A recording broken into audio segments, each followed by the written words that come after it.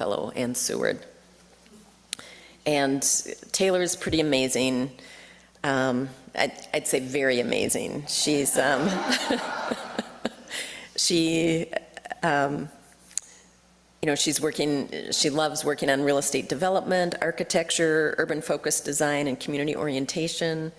And she comes with a bachelor's degree in architecture from Northeastern University. She has a master's of real estate development from the University of Maryland. So it's just a great intersection of her education and her interests that brings to bear on this incredible work that she's doing in the East Lake area, one of which is the Coliseum building, which is a 5-story building, 4-story building,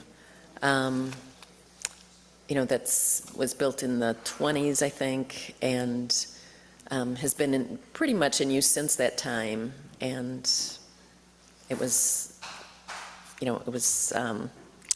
pretty much gutted in the unrest. So anyway, enough about, I want to turn the talk over to Taylor. Thank you very much for being here. Thank you. Thank you for that kind introduction. My name is Taylor Smikarova. I'm the real estate director at Seward Redesign, or Redesign as we are attempting to rebrand. Hopefully the presentation is meant to just auto progress. There's a few images of the work that I'm doing on East Lake, and I just wanted to share some background and maybe updates. Redesign is a nonprofit community development corporation, which is geographically focused on the neighborhoods that are listed. It's basically Franklin Avenue, all the way south to Minnehaha Falls. It's east of Minnehaha, and it's west of the river. So it's a triangular slice of South Minneapolis. We are dedicated to that area. We provide real estate, commercial real estate, affordable housing, business technical assistance, community engagement, infrastructure work, business technical assistance. So we essentially try to enhance the economic development of the neighborhood in any way that we can, and if we can't, we try to find folks that can. So it's a small but mighty group. We try to be a one-stop shop, and we've been around for 53 years, I think, give or take. So we have a great history in the neighborhood, and started with some awesome projects way back when, before my time. It doesn't seem to be progressing. My thing was Todd? Felix. Felix, I don't think the PowerPoint is progressing. And I've tried clicking, but, so I'm going to mainly speak about the work that's happening on East Lake, but we do have projects and different pieces of our work that's happening throughout our service area, but I'm focusing on East Lake today. So as you're all aware, in 2020, there was a civil unrest due to the murder of George Floyd by Minneapolis police. As soon as that happened, Redesign joined a community of others to be on site, cleaning up glass, just trying to see what was happening, being present, but mostly just being in community and looking at people first, and then doing our job as land and property experts. And so the idea was that we would acquire and hold the properties of significance in the East Lake Street corridor, and so community could come together and determine what was best for those properties. And even taking it that slowly was a sort of unique process. Traditional developers would sort of swoop in and go after what would be perceived as cheap land, or try and find the highest and best use for the property. So we said, we're going to first assess what is the status of everything. We're going to assess the folks that are around, the business owners that had property there, the community members that frequented there, and then we're going to move into a sort of active developer role. During that assessment, we heard loud and clear from the community that they wanted ownership. They wanted to be in control of not only the building, but also the process. They wanted to be able to show up and influence what their commercial corridors look like. And specifically the persons of color, they wanted to see themselves in the ownership in the end. So this area has always had a very diverse business owner population. Certainly our service area has had persons of color and women-owned businesses. Where's this building located? Well, there's about 4 buildings that are being shown. But you're talking the Coliseum? No, I'm talking about the whole corridor. So our service area has always had a plethora of BIPOC-owned businesses and women-owned businesses, and so we have always worked with them, but the role that we did on East Lake Street was specifically to empower them to be developers and property owners. So one of the slides is actually a map, but so the 4 projects that I've been focusing on as of late are the Coliseum, which is at 27th and Lake, US Bank, which is at 28th and Link, the current location for the 7 Sigma Manufacturing Company, which is at 2843 26th Avenue, which is north of Lake, and Elite Cleaners, which is south of Lake, also on Minnehaha. So those are the yellow dots. The westernmost dot is the 3rd precinct, because all of these properties, they don't abut their precinct, but they basically look right at it, which is a little bit discouraging because we've made a significant amount of progress on our properties and the city has not, for a variety of reasons. That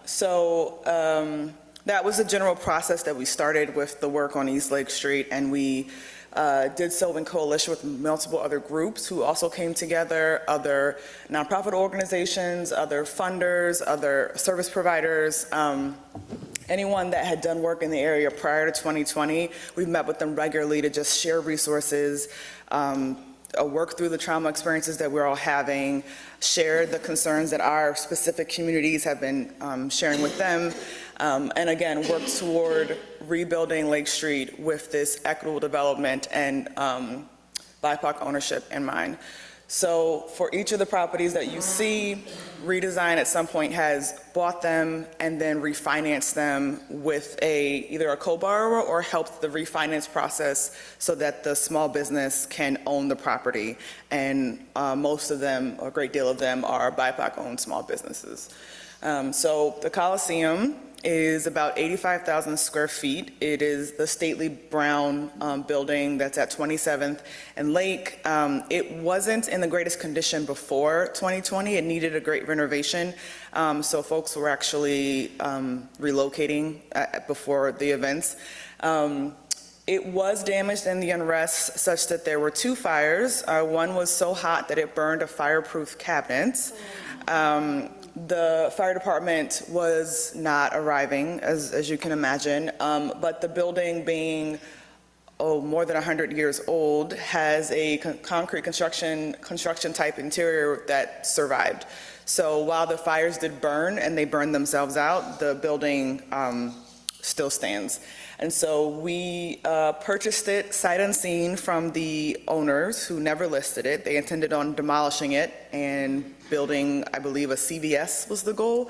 But essentially, the reaction that they and other landowners had in that time was that I'm exiting the community. This community does not deserve to have anything, and just a frustration for the events that happened in 2020.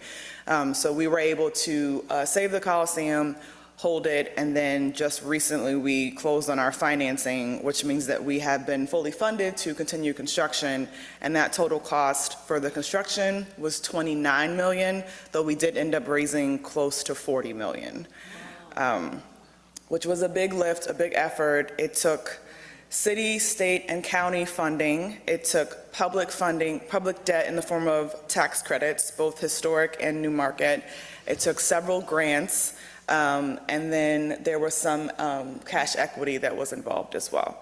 So quite a heavy lift, but in the end, the building will be co-owned for a time by Redesign and 3 Black-owned businesses. And then when we refinance again, the 3 businesses will own without Redesign. So the ownership will be a very diverse group. It will be reflective of the community. And we've now empowered these groups to be in a position of ownership of a community asset, which was our goal. And we succeeded. The building's not open yet, so we're not going to take a victory lap, but we have passed a great milestone, so we're very privileged and proud to do that on behalf of the community. Construction should wrap up about this time next year. There are, I think, about 25 tenant spaces, and about half are already leased. The first floor will be retail, the second and third will be office, and the basement will also be office. And so I'm going to try to get to all the different projects, but visually, the building was wrapped in an art that was done by local BIPOC artists. It's traditional to wrap a building in construction scrim that says coming soon or now leasing or here's who's working on this project. But I thought it was important that the community be able to see something inspiring that denoted that something was going to happen, that they had not been forgotten, and that it was underway. And so we worked hard to get the art put up on the building much sooner than the construction financing. And if you've driven past and seen it, it is beautiful. It's reflective of many different faces. It does, I think it has a messaging of hope that we were trying to relay. And so that will be up until the new windows go in, which is a whole construction timeline thing. But we're really proud of that art piece, and we will save it and do something cool with it, no doubt. So I'll move on to some of the other projects. The US Bank site is a block away, and we, at the same time as all this was happening, reached out to US Bank and said, you know, your site is this big brutalist building, this big suburban parking lot. You've got to do something. This isn't a really great use of land, even before 2020. We'd like to buy it off of you and do better. And they said, well, just hold on. We're actually going to have an RFP where we're going to select a community developer and donate the land. So we said, oh, that sounds insane, but we're here for it. So we gathered our forces, and we came up with a proposal that partnered Redesign with a Black-owned design firm out of St. Paul called Formula. So together we would do a land development, and then we would invite 3 additional BIPOC-owned businesses to develop individual parcels on the land. And then we would do a central healing park that we're hoping the city of Minneapolis will take on as its property. And then we will have a aquifer thermal geothermal energy system, which basically uses the water and the ground to heat and cool businesses or buildings above through piping and physics and magic. And so we put together this proposal. Yes? Is it possible to just pause it on that? This screen. It's hard to watch. Oh, sure. It's like you see it and then it's gone. I think the map, maybe the map slide is most useful. Awesome. Okay. So the US Bank proposal was pulled together, and one of the distinctive features was that we were going to have 6 months of community engagement before we ever picked up a pencil and drew a line. And again, traditional developers will see a plot of land and say, I'm going to build it to the highest and best use, and then sell it for a profit and move on with the world. And so we said we're going to, again, listen to the community, determine what they need and want, and how they can be a part of the process, and how they can make sure that they are being developed with and not to. And we put in an RFP. I think there were at least 2 or 3 other applicants, but we won. So US Bank, oh goodness, was it last year or 2 years ago? In an October that has passed, US Bank finally donated the land to us. We asked them to demolish the building so that the land would be prepared for the future uses. And we are hoping that this month we can kick off community engagement. So one hand, we'll have an event every month that will have food, music, and art, so folks can come out and activate the site and take ownership of, this is a new thing, this is not a parking lot, this is not a brewless building, this is your site. And then a second path is that we'll have intelligent dialogue about what's possible on the site, not the blank slate, dream everything you want to dream, pick out the color of the brick conversation, but more of the, we're planning to have this layout of uses with the park and the aquifer thermal. How do you feel about that? What are you willing to compromise to not have? Just a better way of engaging with folks.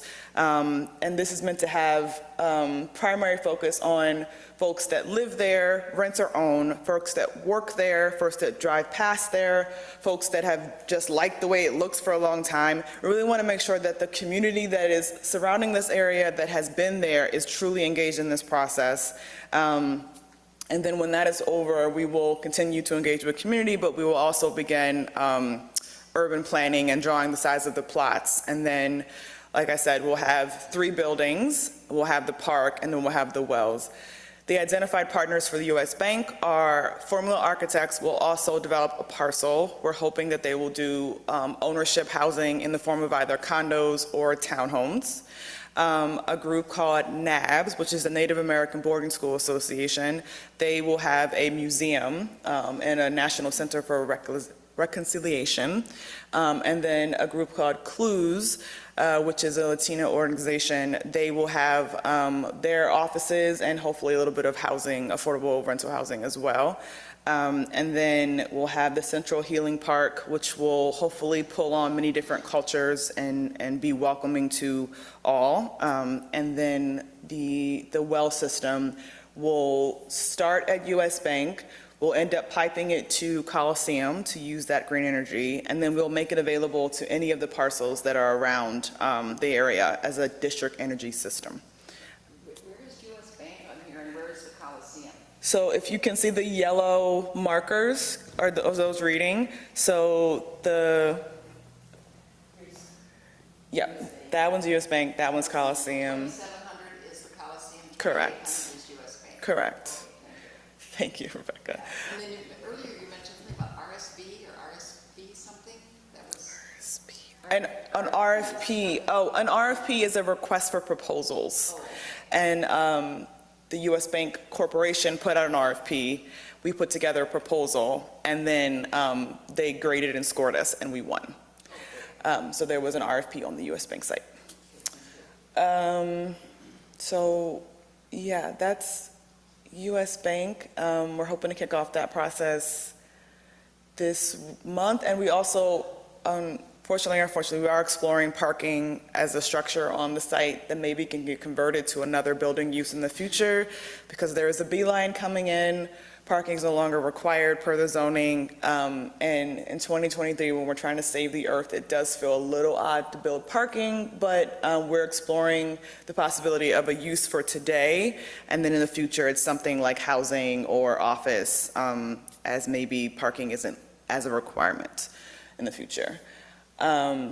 So the next project, checking on our time here, okay, the next project is Elite Cleaners, which is the southernmost yellow dot.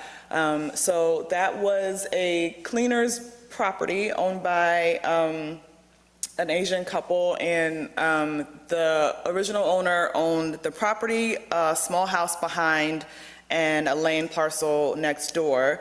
Elite Cleaners is positioned between Bradshaw Funeral and what was the post office and Glass Endeavors, just businesses that are on that Minnehaha. And so we, again, worked to purchase the building and land from the owner and let them retain the house. So we purchased the building and land from the owner, and then we worked to refinance that amount of debt so that the Elite Cleaners owner could also own the property, and we've now exited. And then that property also has room for 2 other tenants. So they now own the building where their business is operating, and they're also landlords of a multi-tenant space. So they've effectively, they are experiencing the privileges and joys of being a landlord and having tenants. And so originally in the back of the building, there was a native-owned construction firm called Raven Construction, and they did the work, and they were also in the back. And then in the front of the building now is Longfellow Community Council, which is one of the neighborhood organizations. So the building has been renovated, and the ownership is in place, and we're hoping that we can continue to fill the space out. Raven Construction unfortunately had to move on, but LCC is there. But that building has more life than it did before, and it was able to be retained and not demolished.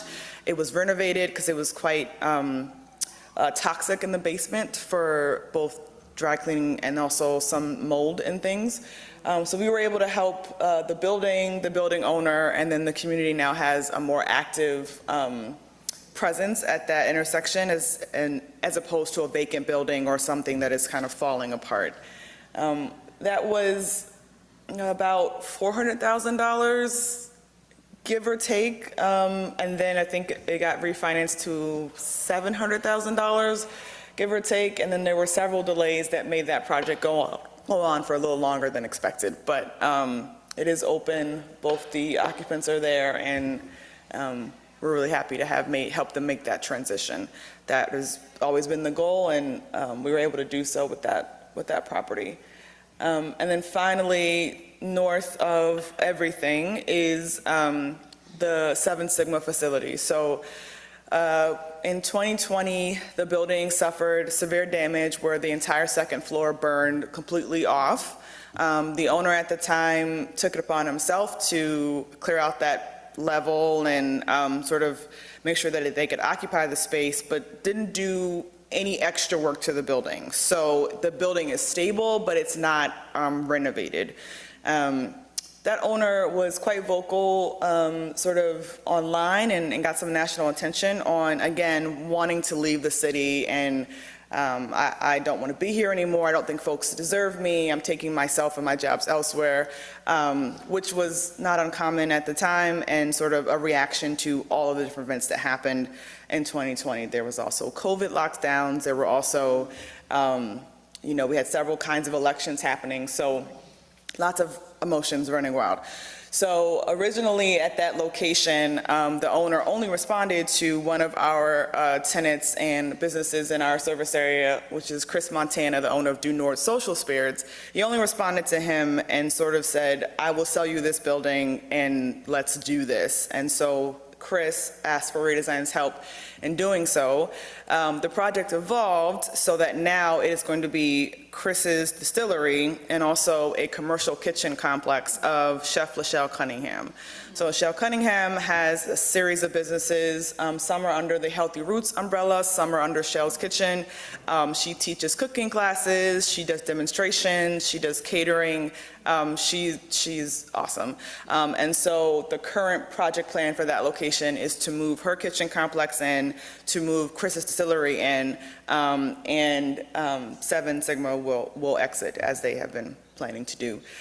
So we are still in the process of financing that project. We're still in the process of, again, the idea is that Redesign currently owns it. We did buy it from the seller and then lease it back to him. So Seven Sigma is operating there under a lease, and when we get our financing together, we will then refinance the debt, add the two as owners, and Redesign will exit. So they will own the property outright, they will move in their businesses, and Redesign will continue to support and be on to the next project.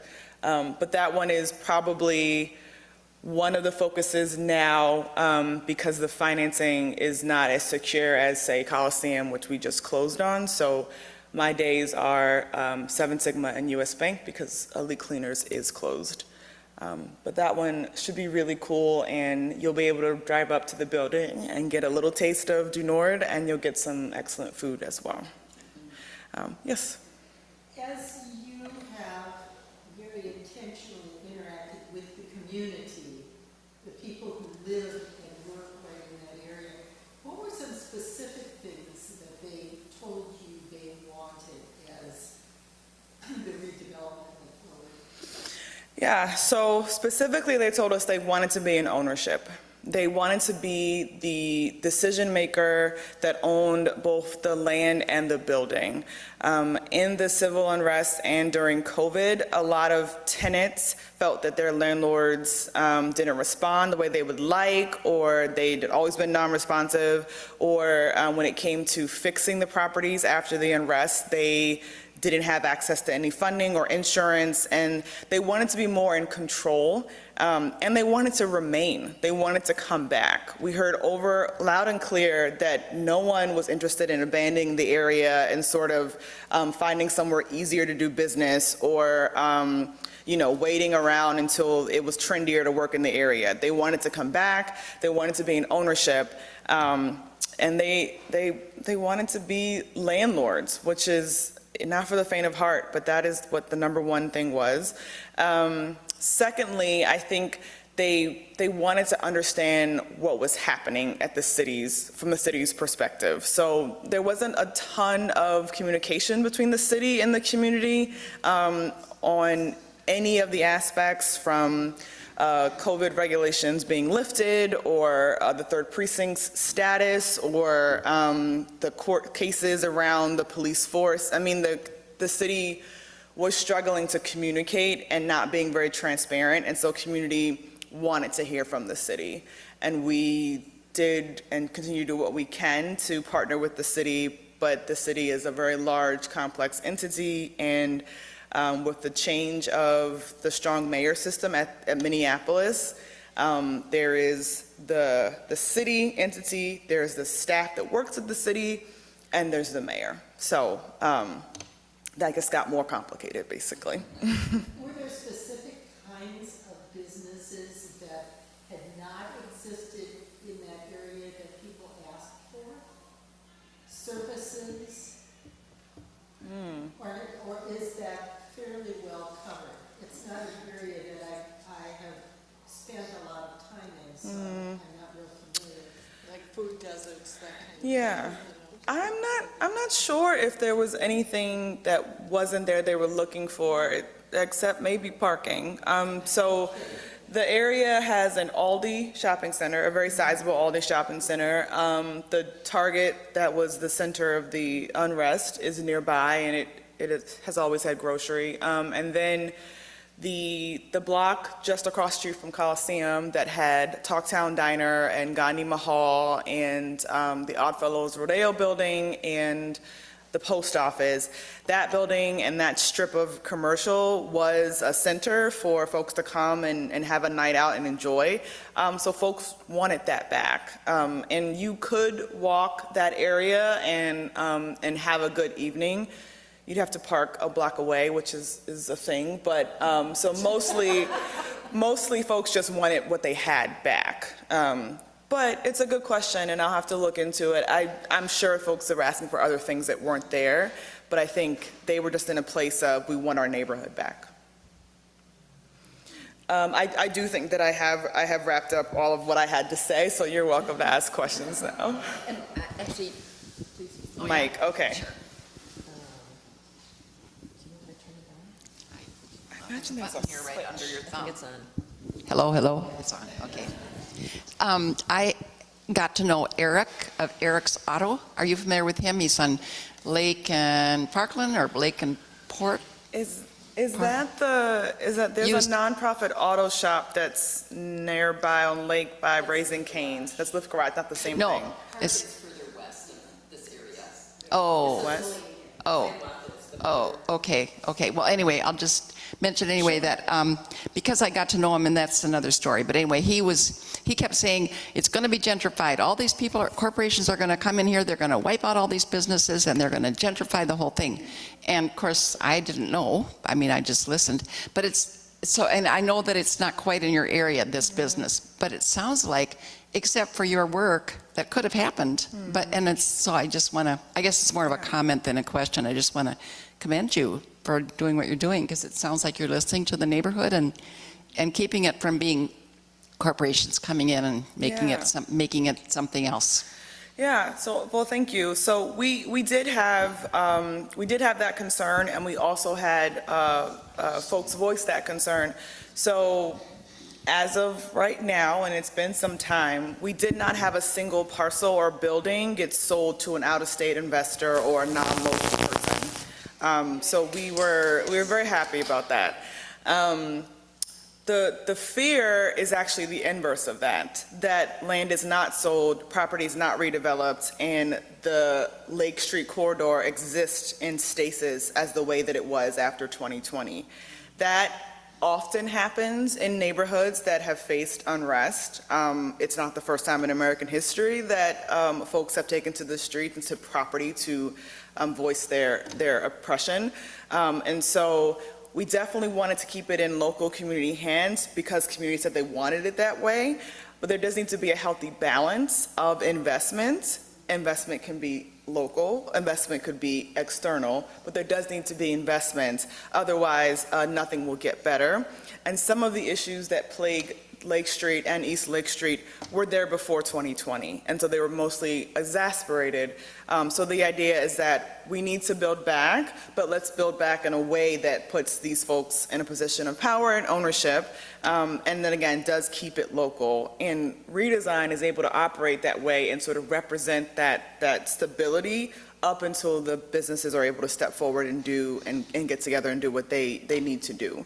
So it was a concern, it's an ongoing concern, and it's a balance, pretty much.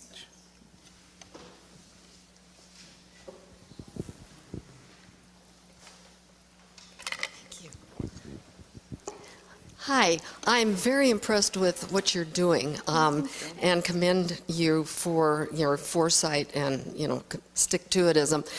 Maybe I missed it, but I'd like to understand what your history of the organization is and what your funding structure is and how, this kind of thing could get replicated, because it seems to me you have a wonderful working way, a tool that you're using. Thank you. Yeah, well, I'll tell you what I know. I've only been here for, I joined in 2020 specifically to focus on this work. I'll tell you what I know, and I might elect our executive director to say a few words, who's joined us in the back row. His name is Andy Hessness, who can go into more detail. But so I'll first off say that we do get a lot of requests on how to duplicate or replicate the CDC model in other places. There used to be more CDCs. There were quite a few, and they were geographically focused at some point, and then they began to expand outside of those and kind of go where the need was. There used to be funding sources that were dedicated to the work, and those also were reallocated or dried up. Some CDCs or nonprofit organizations like ours do a lot of fundraising. They do a lot of work that is solely based on philanthropy.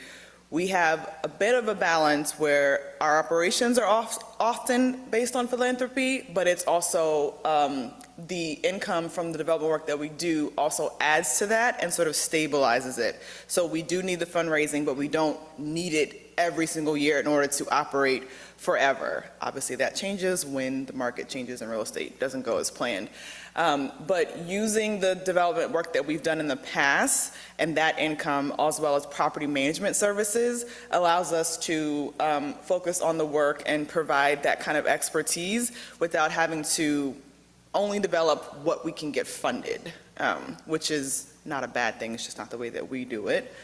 For the work that happened on Lake Street, like I said, there were several different sources, and some were created just for recovery work. Some were created just out of COVID and COVID relief.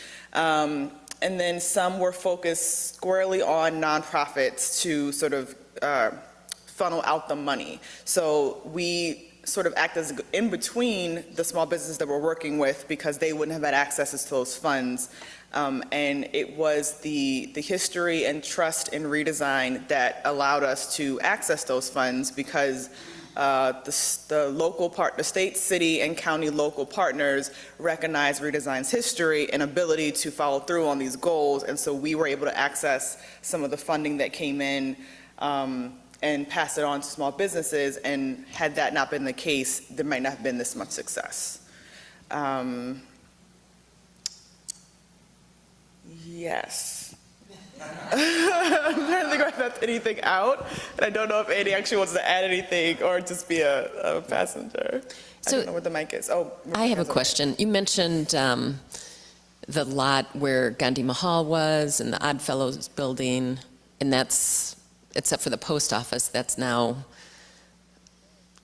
just open land. Is there anything percolating?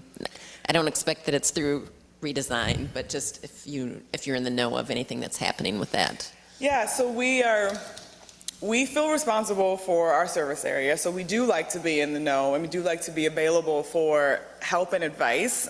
We can't take everything on, but even just having someone to bounce ideas off of, or at least just check in and say, does this seem right? Especially for the emerging and first-time BIPOC developers. So the block right across from Coliseum has several parcels. The Lake Street parcel used to be the Odd Fellows building, and there's a group that's hoping to turn that into mixed-use affordable housing, so they'll have 1 or 2 levels of retail and housing above. Right behind that would be the Gandhi Mahal parcel, and they're looking to come back and have, again, mixed use, but I think they're focusing on a innovative construction technique that is more like a living building, I think it's called. So breathable concretes and fish farms and green roofs and just extremely green technology. Behind that parcel used to be Magizi, which is a Native organization, or Megazi, which is a Native organization, and they sold their parcel to the church that's adjacent to this area, Trinity Church, to hold that land. They then are renting out of a site that we own nearby temporarily until their site can be finished on lake further west. They have a new parcel that they're working on. And so that site will be redeveloped as something in the future. And then, I think there's one more parcel, but south of that is the post office, which is coming back.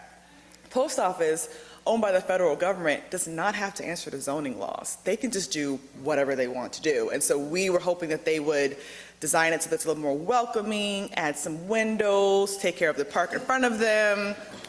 And they said, no, we're going to rebuild as soon as we can, and here's some concretes. So I'm hoping they add a cladding to the outside, but they're almost done. And then right behind them was Glass Endeavors, which is a glass-blowing shop and retailer, and they have decided to relocate to a St. Louis Park location, I think, and now Hugo's Sci-Fi bookstore that was damaged, and I think used to be in Uptown, they've moved into that building. So that building is now occupied, and so that's what's happening on those parcels. We are in conversation with most of those folks to just see how we can help and be a resource, and then help to make connectivity for the entire, what we're calling downtown Longfellow area. And so that's what we know is happening there. Great, thanks. Well, it's just wonderful to hear all these positive things going on East Lake Street. I'm fascinated by the first comments you had on the Coliseum. That's just wonderful. You talked about retail on the first level and office space second level. Just wondering, I think you mentioned too, there already are a number of black-owned small businesses that have in mind to lease on that first level. Just for interest's sake, do you know what some of them might be? What type of businesses might there be that would be on that first level? So Redesign also does brokerage and leasing. We have agents. So I'm also a licensed broker and am leasing the sites. So I do know the sites that are going in there. The first floor will be a return of Mama Safia's, which was a Somali restaurant that was previously in the building. So they'll be coming back and expanding a little bit. There will be a barbershop and hair salon next to them. They exist further down Minnehaha, but they would like to expand as well. The third retailer on that level is a bar and restaurant that will be owned. It will be in the Du Nord family, but it will not be a Du Nord bar. for legal liquor license reasons. And then the back half of the building will be an event center. So what used to be the Hennepin County Medical Center will be an event center that will be owned and operated by the building. So we'll be able to have conferences and quinceañeras and weddings and day retreats, and it'll just be fully outfitted with technology that you use every day now in post-COVID world. And so there will be several pieces of art that will also be hanging everywhere in the building that are reflective of community and of the events. And we also put in a dedicated lobby into the first floor. So you used to walk into that building and you'd have to walk in the door to your destination, and it would be tunnels all the way around, and you'd get where you were going, do your business, and then turn back around and walk out the building. And I thought that was asinine, and so we put in a lobby that goes from lake to the parking lots. It'll have arts, it'll have a welcoming appearance, and you'll be able to stop in and sort of get out of the rain if you need to. You'll be able to pull up your phone and check your email if you need to, and then you'll be able to go on your way or go into the building. And it did not have that feeling before. It was very much, why are you here? Where are you supposed to be? You know, please don't mess up the walls. So we wanted to reorient the building, so that'll happen. And then the second floor is primarily leased to two of the building owners. They will lease out the second floor themselves and move in a co-working space for Black creatives. There will also be some small offices and conference rooms available for rent by the hour by whomever. And then the basement and third floor are mostly vacant, so they are available. The third floor has large, sizable spaces with great views. Excuse me, and the basement has no windows, but it's going to be fully renovated and have a garage ramp from the alley because the building is so old and odd. So, but yeah, so If things go as you hope they might go, when might this be opening for business? Right now, it is scheduled for April 2024. And we're also hoping that it'll be fully leased by that time, so we can open to a fully functioning occupied building. Sure. You spoke about artwork that's currently on the exterior of the Coliseum building and wanting to find a new home for that in the neighborhood. Are there other kinds of public art, murals, whatever, that people have talked about? Sculpture, particularly in the neighborhood, that will further reflect who and what this area is about? So the Coliseum art, hopefully we'll find a reuse for it in the building, but if not, we would seek to relocate it, or it would return back to the artist. Sculpture. We have some sculpture selected, again, for the interior of Coliseum, but we're still working on selecting those. For other parts of our work, I think the next location for art would be somewhere on the US Bank site, specifically in the Healing Park, because that's meant to be a combination of several cultures, but also it's meant to do something. It's meant to respond to the trauma that the community has been through and constantly be a location for folks to gather and work through that. And so there will probably be sculpture, there will probably be art. I know that Lake Street Council, all up and down Lake, is doing a series of murals and site activation through art, and they've chosen properties that are either soon to be under construction or just faces of buildings that have that could use some color. But I don't know if they have a lot of sculpture pieces that I can recall. I once wanted to put a sculpture on the face of the building, but I was told that that was not possible because it's historic and you can't just add things to the building. So I'm not sure about sculpture, but definitely art is being used up and down the Lakeshore corridor to activate and enhance and to entice folks to come back and sort of use the corridor again.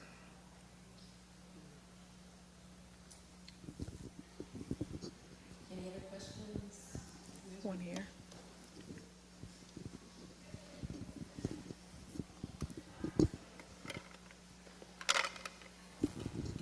Okay, my question isn't exactly about your organization, but it's about helping the business. It's about helping the businesses who move in there. So I remember during the 2020 era, and it's like, you know, we're all getting government checks. Or not everyone's getting government checks, but some of us did. And just wanting to contribute. Is there an organization that you are particularly feel good about, that where funds could be contributed to go directly to businesses for whatever their needs are? So I think around 2020, several businesses had GoFundMe pages that they put up for their specific needs, which is a direct way. There's a day in the fall where you give out donations. It's called Give to the Max Day. A lot of businesses often list themselves there. Redesign, as well as Lake Street Council, also accept donations that get passed on to businesses. Lake Street Council had been collecting donations globally, and they had a fund called We Love Lake Street, which was utilized to give money to pre-development costs, to acquisition costs, and some development costs. And then they also had technical assistance given to businesses that was free to the business because it was funded through those organizations, those donations. So both Redesign and Lake Street Council operate that way and are able to pass them through. I think a lot of the Neighborhood Development Center does some of that work. I think that in any case, showing up and spending money at the businesses is also a very direct way. Not only whatever you purchase does its purpose, but having humans on Lake Streets, walking around, occupying, being there, seeing other humans, telling other humans that it is okay, that it's actually cool, that it's a fun place to be, while not a monetary donation, does go a long way. And in conversation with anyone that's willing to listen or anyone that asks, sharing that experience was positive, or that if they had a little bit more funding, they could do X, Y, and Z. It goes a long way, especially with electeds and especially with folks that are advocating on their behalf in places where there's the surplus conversations, but also we do have an election this year, and some folks have a position on small businesses and Lake Street and recovery, and it can be out of touch if they've spent no time there. And so when you go to vote or when you go to talk to friends and family about their perceptions of Lake or what they want to see happen there, your honest experience and opinion can go just as far as $1. Not as far, but also goes far. Are we at time? We're at time. Okay. So Taylor, thank you so much. And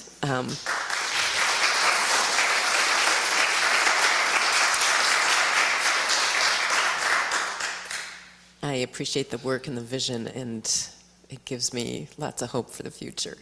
Awesome. Thanks. Thank you all for having me. Yeah. And next week, on the 14th of May, the Re-Imaging Community Safety Group will be speaking about their work that they've done, what they've accomplished, and also plans for the future. So I hope you can come, bring friends. Anyway, have a good Sunday. Thank you.